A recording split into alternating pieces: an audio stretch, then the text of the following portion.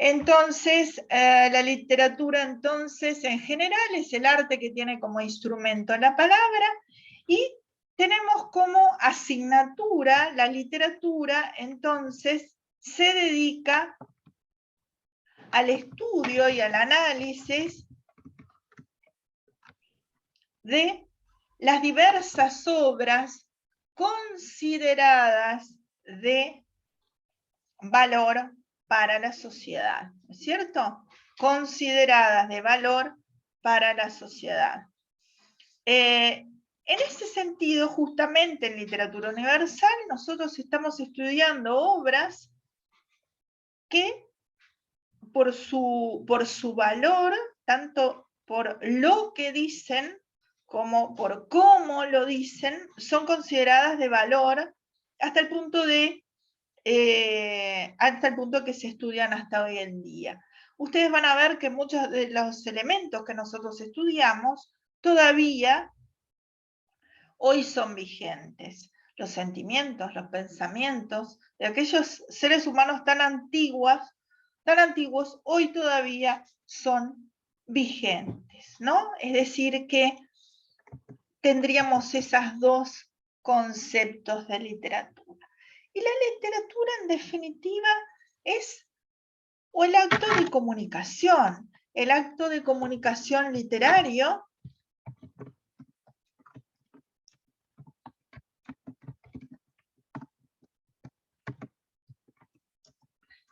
en literatura. Nosotros recuerdan que, y lo van a dar, o lo están dando este año, me imagino, en la parte del núcleo común de lengua. Nosotros, ¿qué teníamos en el acto de comunicación en general? ¿Recuerdan?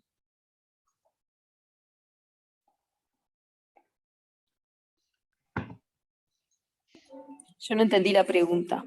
¿Recuerdan el acto de comunicación? ¿Qué tenemos en el acto de comunicación?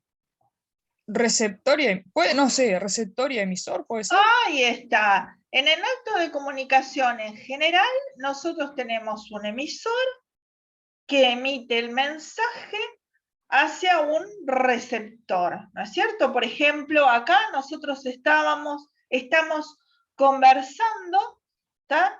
Y estamos, en principio yo soy la emisora y ustedes los receptores. Pero nosotros intercambiamos roles, ¿no es cierto? Es decir, cuando ustedes hablan, yo soy receptora, ¿no es cierto? Entonces, entre nosotros hay lo que se llama un feedback, es decir, una retroalimentación. ¿Tá? Es decir, yo escucho, nosotros intercambiamos los roles y vamos entonces realizando esa función de retroalimentación o feedback. ¿Qué pasa en literatura? ¿Se va a dar esa retroalimentación? Sí, claro. Sí. ¿Les parece? O sea, yo puedo preguntarle, sobre todo a esta gente que escribió en tiempos lejanos, ¿qué quiso decir? No, Ah, no, en ese eso caso no. Eso no, pero un autor, por ejemplo, emite el mensaje a través de sus obras para un receptor, que venimos a hacer nosotros los lectores. Ahí está. Entonces, este emisor en literatura... Claro, pero ahí no estaría existiendo la retroalimentación. Ahí Sí, está. nosotros No existe lo en recibimos, pero literatura no la podemos conversar. retroalimentación. El emisor, en definitiva, ¿quién es? El autor. El autor. El emisor es el autor, ¿está? ¿Y el receptor quién es? Nosotros. El lector, el público. El receptor es el lector. El receptor se denomina lector, pero el lector abarca la más diversa gama de lectores a lo largo de las épocas. ¿Qué quiere decir esto? Que el lector se dice en singular, pero en realidad el lector es y abarca una multiplicidad de lectores ¿tá? A lo largo de las épocas, sobre todo en obras tan antiguas, ¿no? Que nosotros, por ejemplo, la Biblia, ¿no? El libro más leído, tenemos la más amplia diversidad de lectores. Entonces, ¿qué va a pasar? La flecha esta, que acá, bueno, no podemos hacer la flecha es un solo sentido, del emisor al receptor, del autor al lector. Pero nosotros no podemos preguntarle al emisor qué quiso decir. Por eso, porque no podemos preguntarle al emisor lo que quiso decir, es que nosotros estamos la crítica. acá, ¿cómo? Que existe la crítica y los análisis de Ahí los está. diferentes textos. Porque justamente tenemos que desentrañar qué quiso decir. Y ese emisor, como otro, lo que nos brinda a nosotros, el texto, ¿cómo se llama? Él, en este acto de comunicación que es la literatura, él. ¿El mensaje? El mensaje es el texto en sí. Y espero, saben la diferencia entre texto y lo que es el libro. El libro sería el objeto físico, ¿tá? O nosotros hoy en día también tenemos el objeto virtual, ¿tá? Que sostiene el texto. El texto es el entramado, el texto es lo que se dice, el contenido del libro. Ese es el mensaje es el texto, lo que nos llega a nosotros. Este mensaje entonces está partiendo de un contexto determinado, como les decía yo. Ese contexto determinado, en este caso, justamente en Literatura Universal 1, el contexto determinado va a ser la antigua Grecia, en la unidad 1, la antigüedad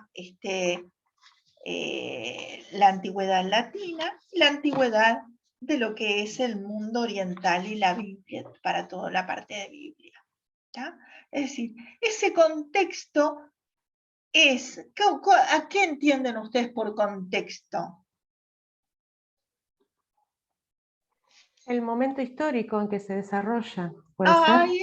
Ahí está. Es el tiempo histórico con todo lo que viene alrededor. Nosotros en un acto de comunicación común, acá, ¿cuál sería nuestro contexto? Volviendo al acto de comunicación común, que es el que tenemos ahora.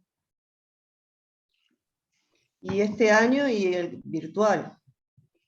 Muy bien, el contexto sería que estamos empezando el año, que es la primera clase, que es virtual, que estamos ubicados en diferentes partes del país y estamos todos acá unidos por la tecnología, ¿tá? Etcétera, que estamos en Uruguay y no en otro país, ¿no es cierto? Es decir, todo lo que hace a este contexto de emisión es el tiempo y el espacio, el tiempo histórico, y los aspectos culturales.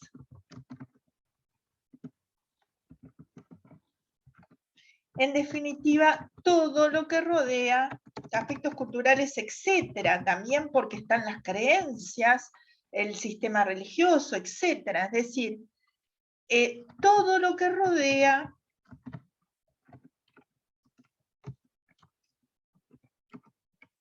al acto de emisión del mensaje.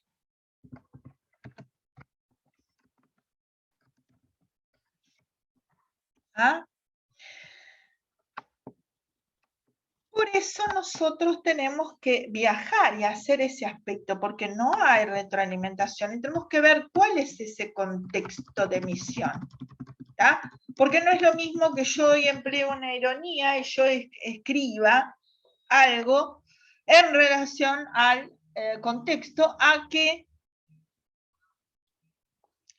si yo hoy escribo algo relativo a los dioses, por ejemplo, puedo estar empleando la ironía. ¿Por qué? Porque mi contexto es monoteísta. Entonces, ojo, ¿qué quiero decir cuando hablo de los dioses?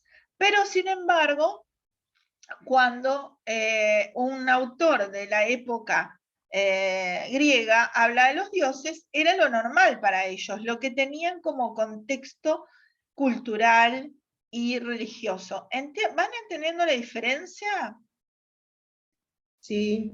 ¿Sí? Sí, profe. Bien, entonces, somos nosotros entonces como lectores que tenemos que viajar hacia el tiempo para atrás. Y entonces también el mensaje se da estoy escribiendo,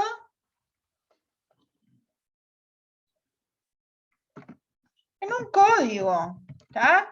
En el caso nuestro, el código, ¿cómo va a ser?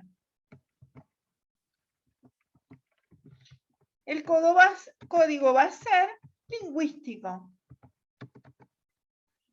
Están los dos puntitos. Ahí está. El código lingüístico está, en nuestro caso, escrito, aunque lo que son las primeras obras de la antigüedad, en realidad al principio eran orales, ¿tá? Se transmitían de generación en generación de forma oral y luego... Mediante cánticos. Sí, algunas obras, por ejemplo las de lírica, sí eran cantadas, ¿tá? Y otras simplemente narradas, ¿tá? Entonces, este código, ¿tá? Ustedes van a ver, y eso a veces es un trabajo muy, digamos, es a veces lo que nos da más trabajo para entender estos textos, sobre todo cuando lo leemos al principio, es que hay palabras que no sabemos lo que son. ¿Tá? ¿Qué pasa si yo no entiendo el código? Es decir, si yo no entiendo las palabras.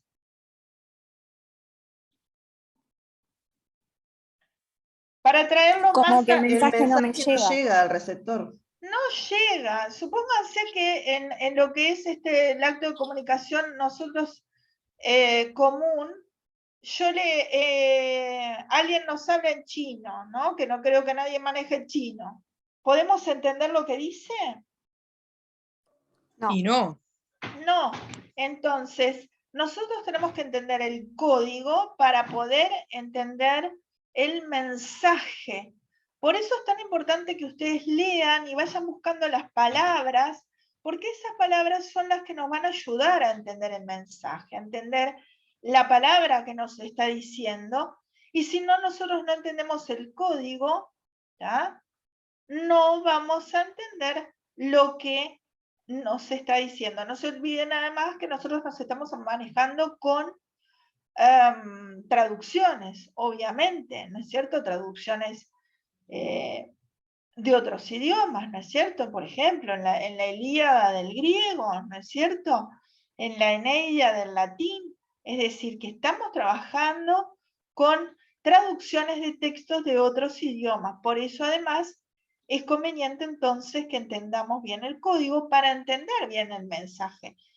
Van a ver ustedes qué les pasa con los chicos cuando estén dando clase, que muchas veces no entienden las palabras y a veces son más sencillas de lo que parece, pero no entienden la idea. ¿Por qué? Porque no entienden el código, es decir, la palabra en sí. Para entenderla, el código entonces es que tenemos que usar ¿qué cosa? El traductor.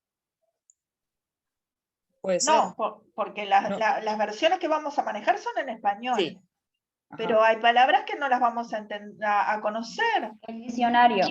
Diccionario, ¿no es cierto? Entonces, usen, futuros profesores de literatura, el diccionario.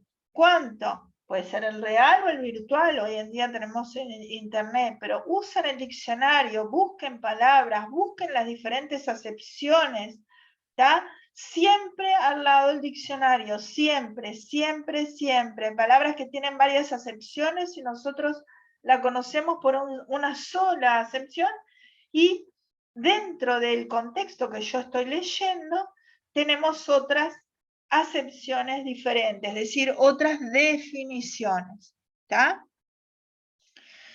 Lo que nos falta acá es el canal. El canal es cómo nos llega. Nosotros ahora, nosotros en lo que estamos hablando, nos llega por medio de internet, etc.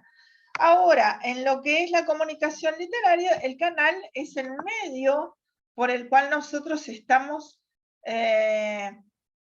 nos llega, que es justamente el canal visual, ¿no es cierto? Nosotros vamos a ver textos escritos y el canal es todo lo que permite que nosotros podamos ver, ¿no es cierto?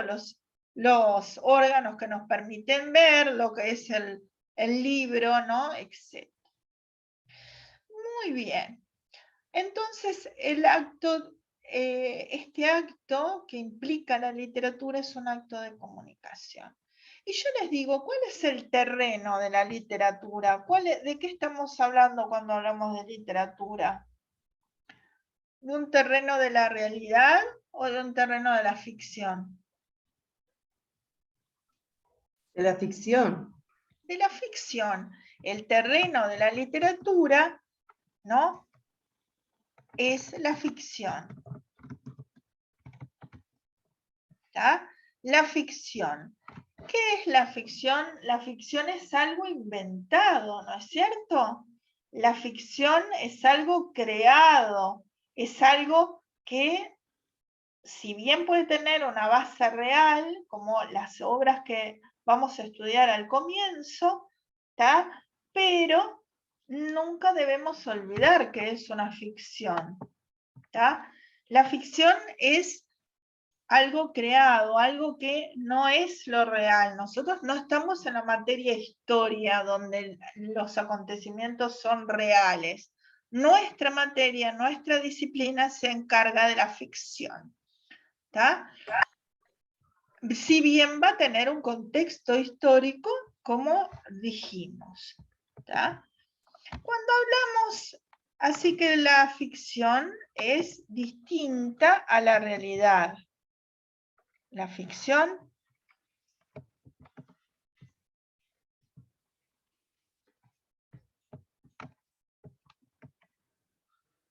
no me quedan las dos juntitas. Es diferente entonces a la realidad. ¿Tá?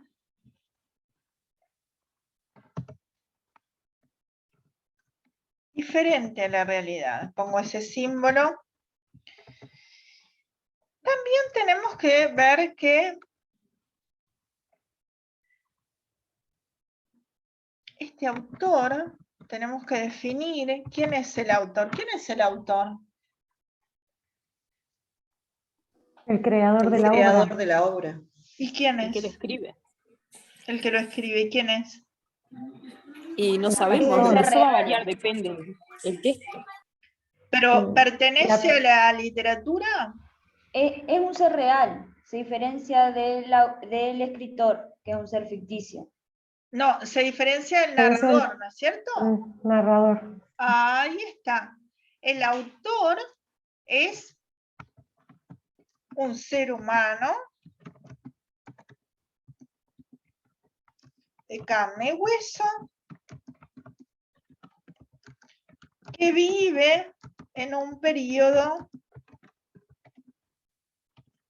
histórico de tiempo determinado con un momento de nacimiento y un momento de muerte.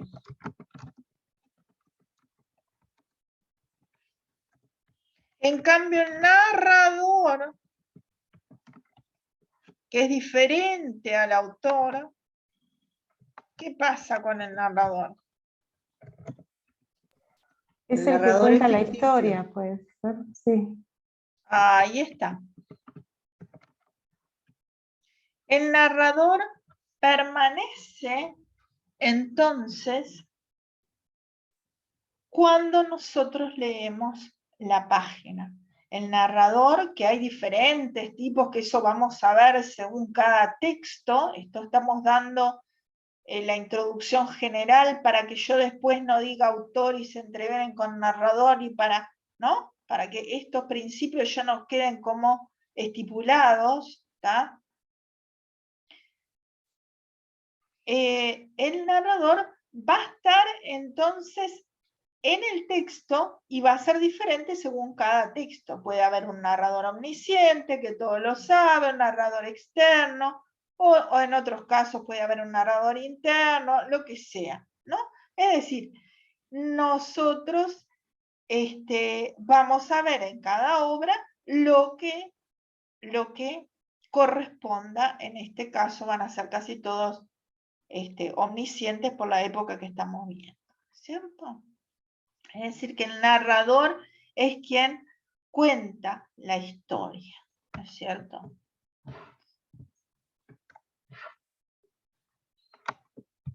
Otra distinción importante es la diferencia entre persona y personaje.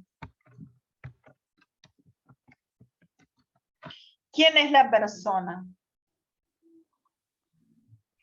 El autor. El autor es una persona. ¿Quién más?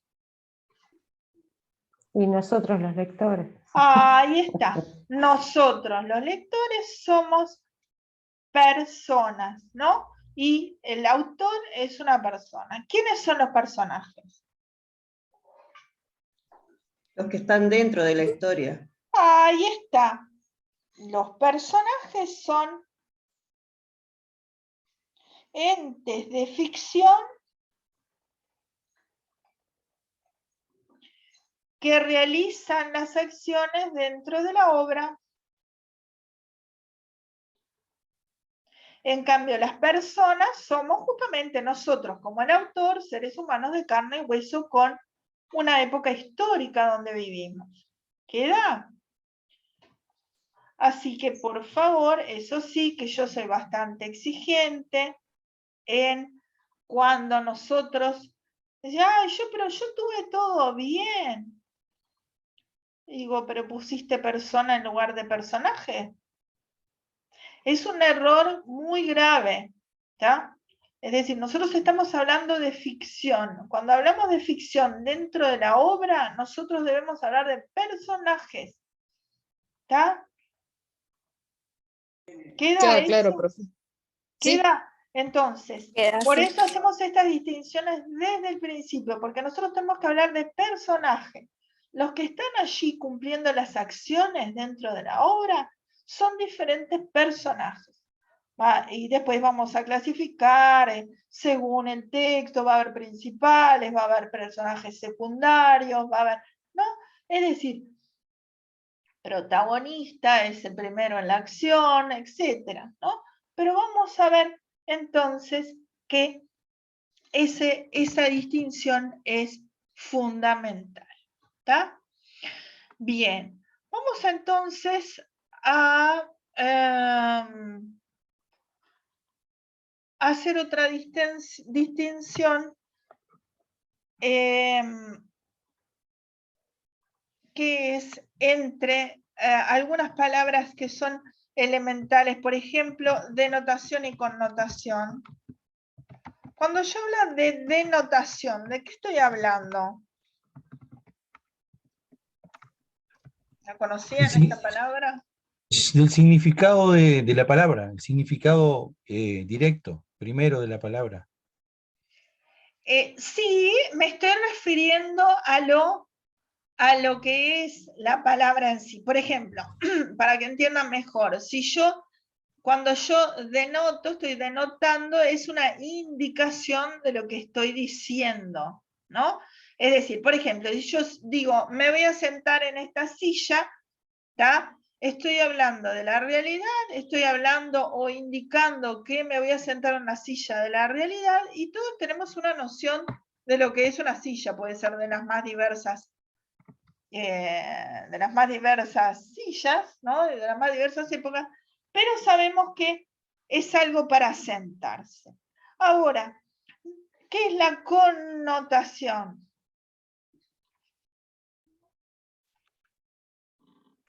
Como un segundo sentido de lo que decís, de la frase. En realidad va por ese lado, pero en realidad connotar es sugerir, ¿tá? Connotar es sugerir. ¿Qué es sugerir? Son las asociaciones que nosotros hacemos de una palabra, ¿no? Es decir, connotar es sugerir, hacer una connotación es hacer determinadas sugerencias, que lo vamos a ver en las metáforas, ¿sí? Que no se está refiriendo a una realidad. Por ejemplo, les voy a nombrar, por ejemplo, cuando en Whitman nosotros tenemos que habla de una silla que él está sentado en, no pertenece a la silla, no sé qué. Ahí se está refiriendo a no una silla real, no está denotando, está connotando, es decir, se está refiriendo a una silla de forma metafórica, es decir, está aludiendo al poder, en fin. ¿Entienden la idea? ¿Van entendiendo la Sí, idea? sí, Sí, Sí. es sí. una Profe. sugerencia de algo real. Ahí está. Está connotando, está sugiriendo, ¿no es cierto? Son asociaciones que nosotros hacemos de la palabra, pero no quiere decir que se refiere a una silla como la realidad, sino que ahí habla de silla en el sentido de poder, de lo que sea, ¿no? Según el contexto hay que ver. Por ¿Está? ejemplo, en vez de decir se sentó en una silla, se sentó en el trono, está sugiriendo algo de poder, Ahí está. no al hecho en sí. No al hecho en sí. Perfecto. ¿Está? Bien.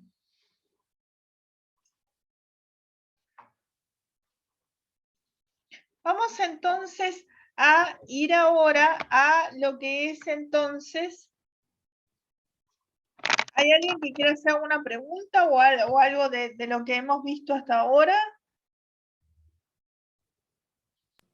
O sea, la denotación sería cuando hablas en el sentido literal, tipo, me voy a sentar en esta silla, tipo, realidad. Ahí está, ahí está. Y la connotación es cuando hay sugerencias, asociaciones ligadas a la palabra y al contexto de emisión. Vieron que no es que hay una palabra que sea siempre lo mismo, sino que depende de lo que se diga en ese momento, lo que se quiera o lo que quiera transmitir, ¿no es cierto? Por eso estudiamos diferentes metáforas según. Y no quiere decir que en todos los lugares esa metáfora sea la misma o que cada vez que se diga una palabra quiera decir eso. Yo en ese poema de Whitman que aludía al poder, en otro contexto capaz que quiere decir otra cosa. ¿Entienden la idea? Sí. Bien. Vamos entonces a ver ya un comienzo de la unidad 1. Yo no sé ustedes si querían unirse otra hora o terminamos ahora cuando termine cuando termine el horario y este Zoom y después yo les grabo. Eso como. Yo no tengo problemas de ir conectado, no sé los demás. Yo tampoco, Nelson, tampoco tengo problema en seguir conectado, pero como quieran. Bueno, Yo tampoco. entonces damos un poquito más. La unidad 1, entonces, una introducción a lo que es justamente la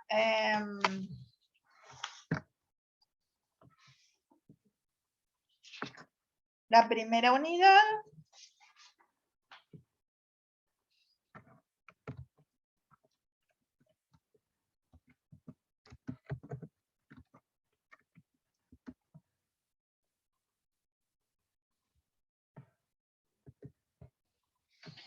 Bien.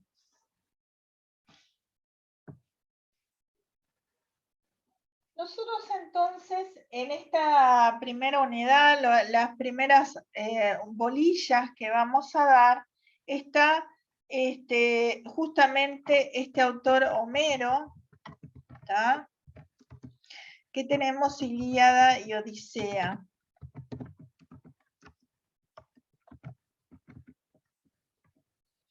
Atribuidas entonces a Edo, a este poeta creador, llamado Homero, ¿no es cierto? Homero escribía para los griegos, pero tenemos que ser cuidadosos con el análisis del texto, ya que, como hoy yo ya les decía, está el tema de las traducciones, que ha variado quizás la expresión pura original. Homero no canta nada nuevo, sino que supone que absolutamente todos sus oyentes saben los nombres de los griegos, de los héroes y de los troyanos a los que alude. La ubicación geográfica de Grecia, que es una península, la más oriental de las tres que tiene Europa, en el mar Mediterráneo, es la de costas más recortadas y cuenta con numerosos y pequeños golfos, penínsulas e islas. Grecia forma la extremidad meridional de la gran península de los Balcanes, bañadas al este por el mar Egeo, al sur por el mar Mediterráneo y al oeste por el mar Jónico. Los griegos en solo 300 años, desde el siglo IV a.C. al 1 a.C., sentaron las bases de la civilización occidental en todos los campos. Las artes, las ciencias, la filosofía, la política, y desarrollaron algunos aspectos de la misma, de tal modo que aún actualmente hay que referirse a ellos como una cita obligada. Fue una raza muy compleja que unió su amor por lo real, por las cosas en sí mismas, una capacidad para remontarse a ideas abstractas y universales. Su ideal en todo fue el orden, la armonía, la proporción, y esto se puede apreciar evidentemente en todas sus manifestaciones de cultura, en la arquitectura, en el arte, en la filosofía. Grecia tiene en su territorio una serie de macizos montañosos que separan valles, donde crecieron pequeños estados que tenían difíciles comunicaciones entre ellos, pero fáciles accesos al mar, por lo que los griegos se caracterizaron pronto como un pueblo marinero y colonizador. Hubo tres tipos principales de griegos: los eolios, los jonios y los dorios. La ciudad dórica más importante fue Esparta, que formó un estado guerrero de costumbres sobrias y duras. La ciudad jónica más importante fue Atenas, que fue el núcleo central del florecimiento cultural griego. Fueron los griegos los primeros en considerar al hombre como eje de todo lo creado y medido de todas las cosas. Rindieron culto al deporte y a la armonía física del cuerpo humano. Descubrieron que todas las partes del cuerpo humano están proporcionadas, midieron esas proporciones y obtuvieron un canon o modelo de belleza, lo que les llevó a la conclusión de que la belleza y la proporción son dos elementos íntimamente ligados. Los griegos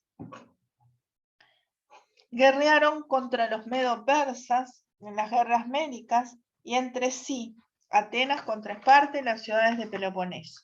Estas guerras los debilitaron de modo que vinieron a caer bajo el poder de los macedonios y más tarde de Roma.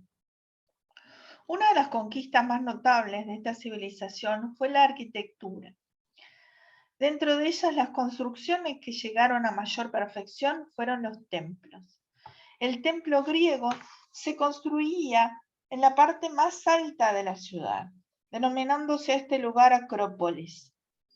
Los templos no estaban dedicados al culto, es decir, que en ellos no se congregaban, como hoy en día los fieles, sino que tenían por misión albergar la imagen del dios. Así, donde los griegos desplegaron todo su genio fue en la parte exterior de los mismos, la fachada, los pórticos, que rodeaban al santuario propiamente dicho. La escultura en Grecia sobrepasó la categoría de arte decorativa para entrar en el campo del verdadero arte. Un arte que alcanzó un gran valor. Sin embargo, no deja de ser un arte ornamental, empleado para decorar templos, palacios o ser usado en vías y en las plazas públicas como adorno a la ciudad. En lo referente al arte griego, aún hoy se siguen utilizando elementos ornamentales usados por este pueblo, exactamente los mismos. La escultura llegó a un grado de perfección extraordinario. Querían representar a los dioses y a los héroes como modelos de belleza y armonía. Pensaban que la belleza interior acompañaba a la belleza exterior. Por eso vamos a ver en esas descripciones de los héroes que los héroes eran perfectos, tanto desde lo exterior como desde el punto de vista interior. No tenían defectos, no tenían ningún elemento que, porque ellos eran modelos, es decir, estas primeras obras que nosotros vamos a ver, al ser transmitidas de generación en generación, los héroes eran modelos de actitudes, de comportamientos, ¿sí? Eran perfectos. Y cuando un héroe, si era muy importante, está por caer en manos, por ejemplo, de otro,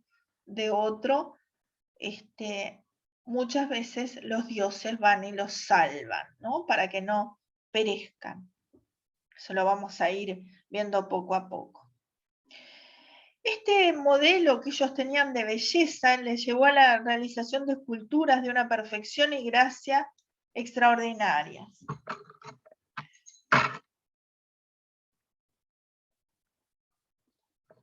Nosotros tenemos dentro de los períodos históricos, tenemos el período protoarcaico, a partir de la invasión de los dorios en el 1100 a.C., el comienzo de las Olimpiadas fue en el 776 a.C., después tenemos el período arcaico, donde se da la formación y desarrollo del estado de Esparta en el 510 a.C., la formación del estado de Atenas, en el periodo del 594 al 500 a.C., la democracia ateniense y el periodo de guerras médicas, que sería del 500 al 479.